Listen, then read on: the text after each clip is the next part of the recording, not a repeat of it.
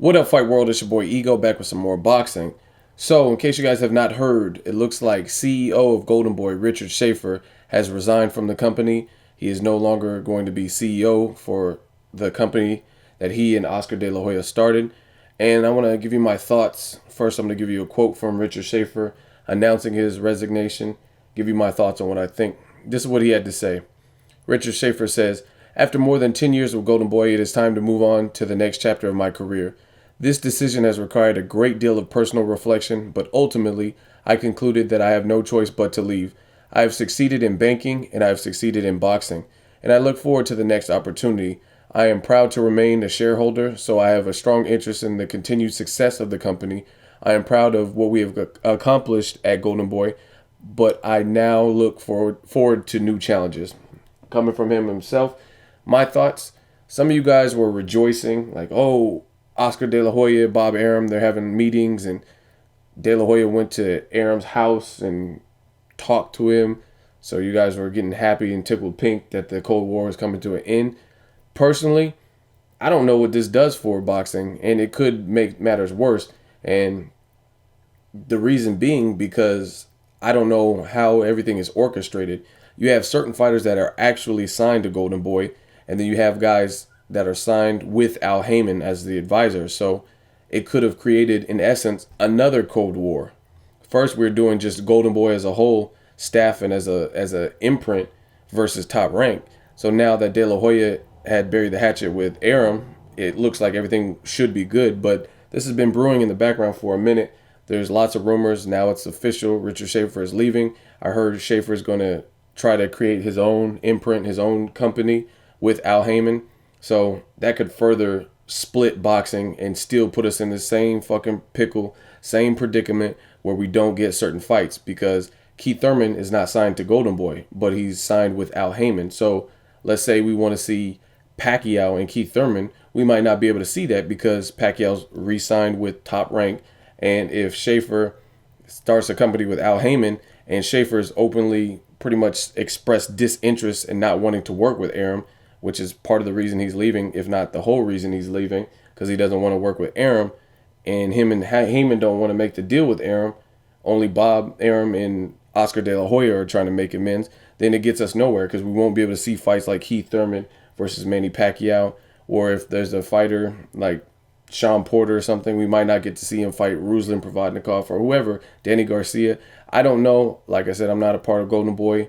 I don't have the particulars on everybody's deal and who's actually signed. I just know some off the top of my head from talking to different people. And you don't want to clear up chlamydia and get herpes, if that makes any sense. I know I'm using STDs, which is kind of fucked up. But the point being, Bob Arum and Oscar De La Hoya buried the hatchet for their beef. That's cool. But in essence, did we just create an even bigger beef or the equivalent beef with Richard Schaefer not having a part in the company and going off with Al Heyman? So I think it's everything. I think the boxing fans and the fighters still suffer, and I think we're going to continue to suffer because I don't see how this is beneficial. Anytime you have a riff, just a quick backstory. In the city I live in, there's an Italian restaurant. Two guys co-founded the restaurant, opened it up together.